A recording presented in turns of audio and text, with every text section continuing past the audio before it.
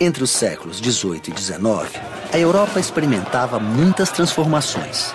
O sistema capitalista avançava rapidamente e uma nova ordem social se estabelecia. Nesse contexto, nasceram duas grandes correntes de pensamento: o liberalismo e o socialismo.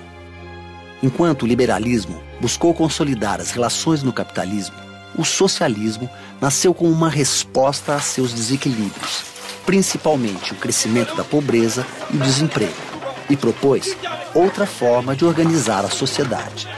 Muitos filósofos e economistas alimentaram as ideias liberais e socialistas ao longo dos anos. Adam Smith e Karl Marx foram seus principais expoentes. Adam Smith nasceu na Escócia em 1723. Filho único de um fiscal da alfândega, aos 16 anos já estudava filosofia na universidade.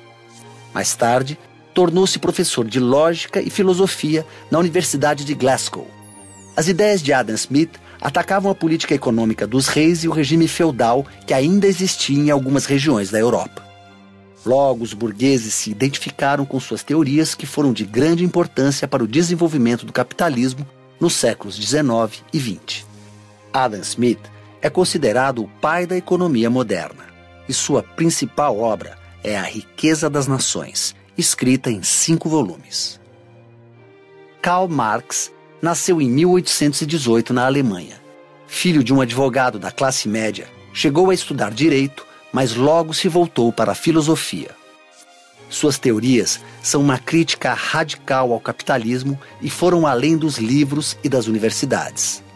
Ativista do movimento operário, Marx também propôs mudanças concretas na sociedade, como o fim da propriedade privada e das classes. Sua principal obra, O Capital, tornou-se referência mundial e influenciou movimentos políticos de esquerda ao longo das décadas seguintes. Adam Smith e Karl Marx não foram contemporâneos. Marx nasceu 28 anos após a morte de Smith. Mas se esses grandes pensadores pudessem viajar no tempo e se encontrassem, certamente teriam muito a dizer um ao outro. Os dados estão armazenados. O encontro do século.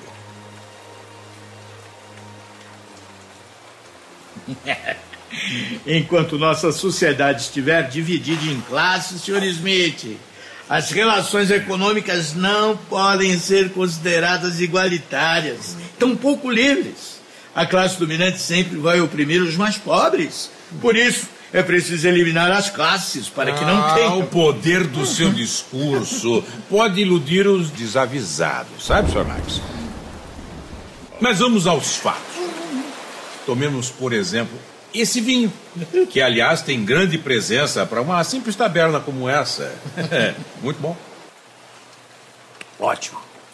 Para fazer esse vinho, vários homens de talento trabalharam.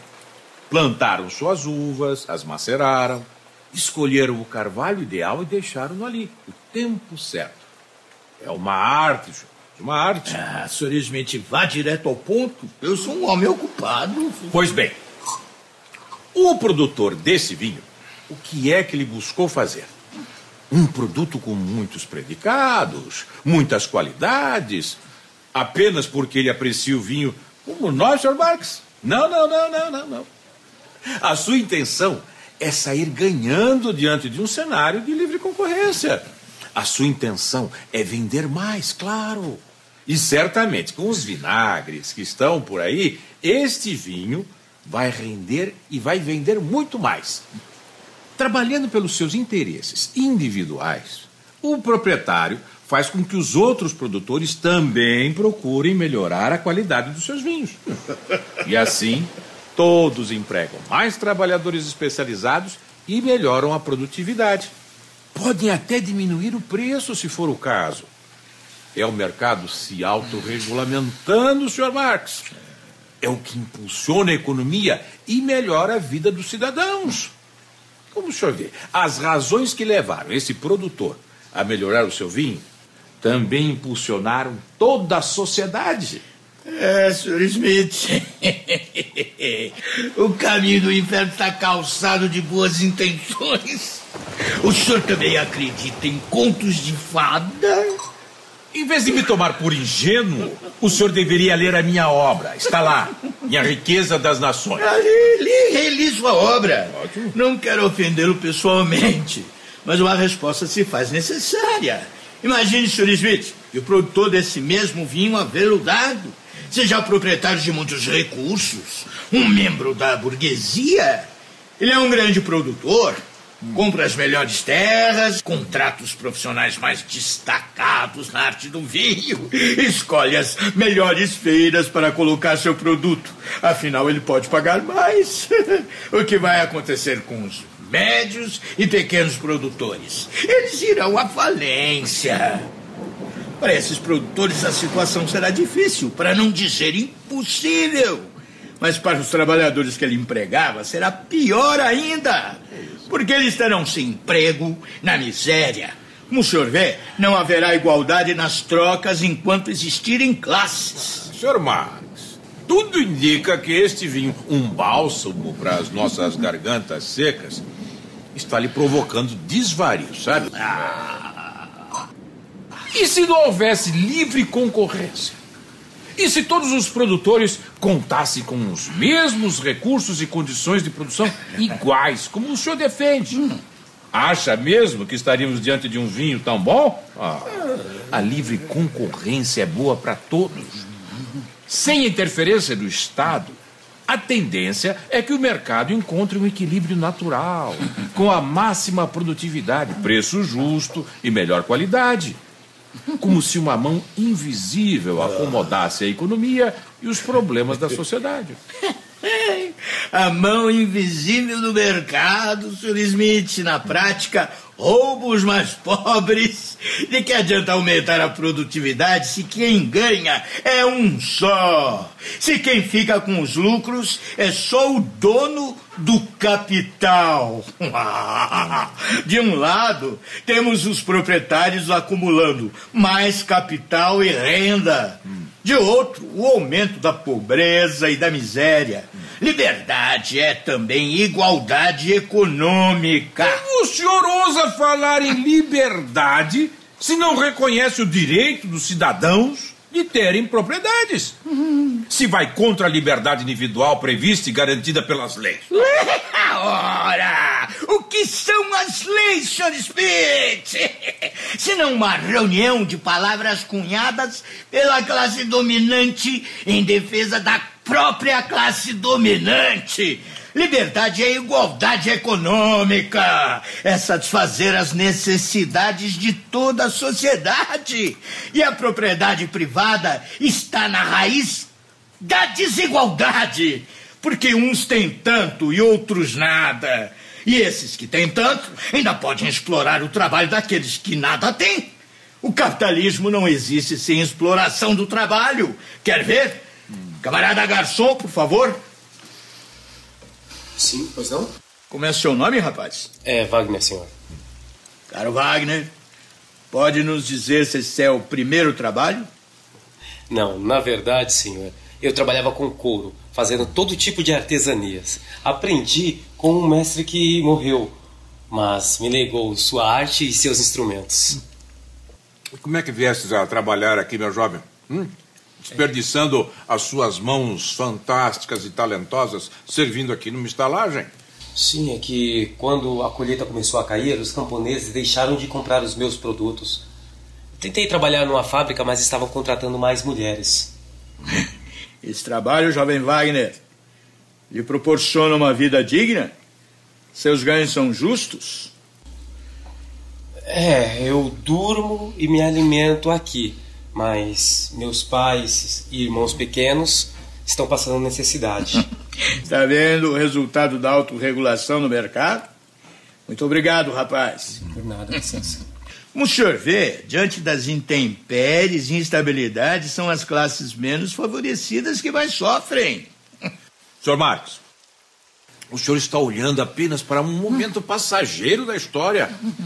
Em breve, os benefícios da Revolução Industrial vão superar essa situação difícil que se abate sobre toda a sociedade. Esse e outros rapazes terão um bom futuro com as descobertas recentes.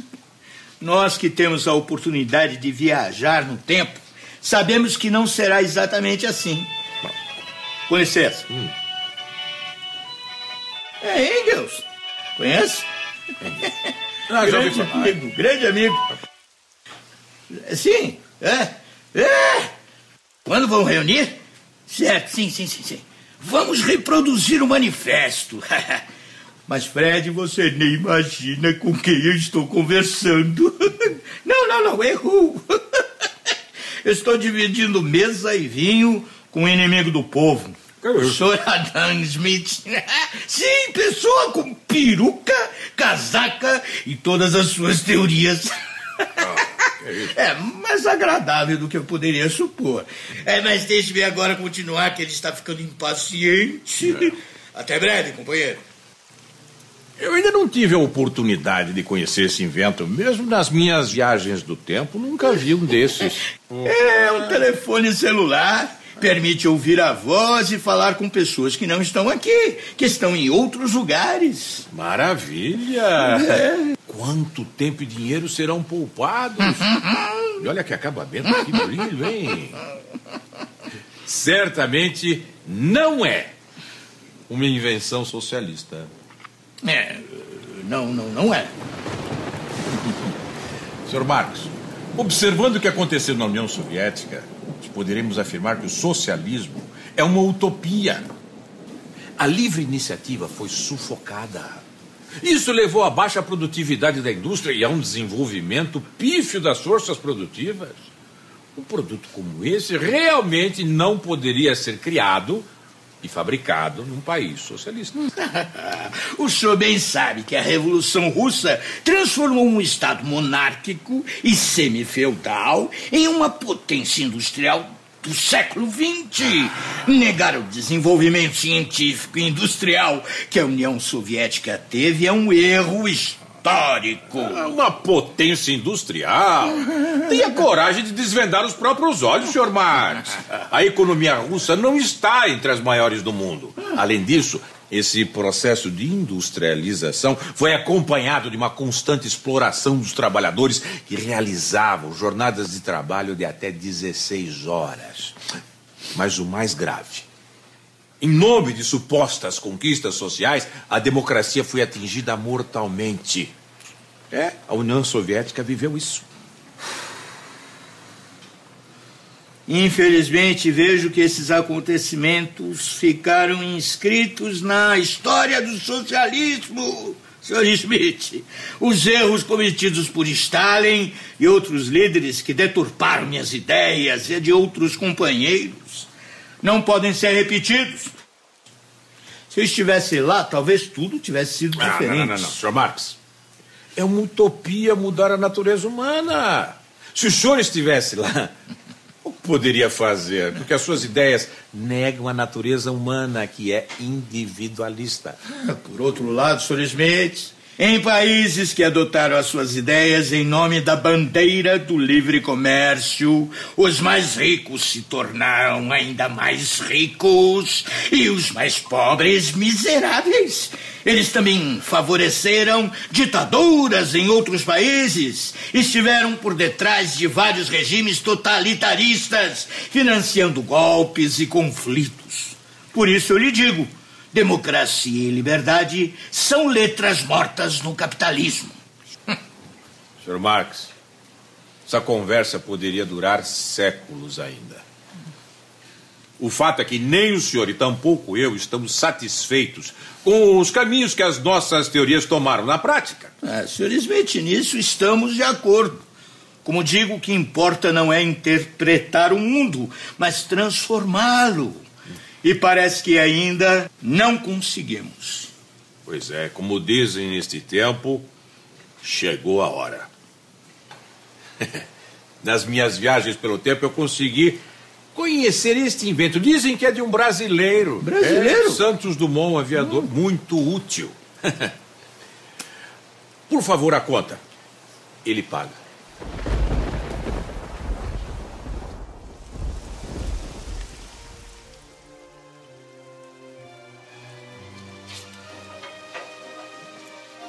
Gostaria de dar um passeio, Sr. Marx. Que tal andarmos por aí, talvez trocar umas ideias, descobrir até outros caminhos, outras soluções? Por que não? É pena que está chovendo um pouquinho. Senão poderíamos socializar o meu guarda-chuva. Partindo do senhor, eu tenho certeza. Mas eu queria dizer exatamente sobre essa questão das novas tecnologias. A partir delas, o que são Mas iniciativas pela sociedade individuais. como um todo. Sim, mas Sociedade como um essas todo. tecnologias, elas surgem a partir de iniciativas individuais. Mas Elas veja bem, poderiam tem que... remanejar essas questões de Veja problemas bem, que temos senhor. nas nossas Veja bem, senhor. Se tivermos outras A sociedade...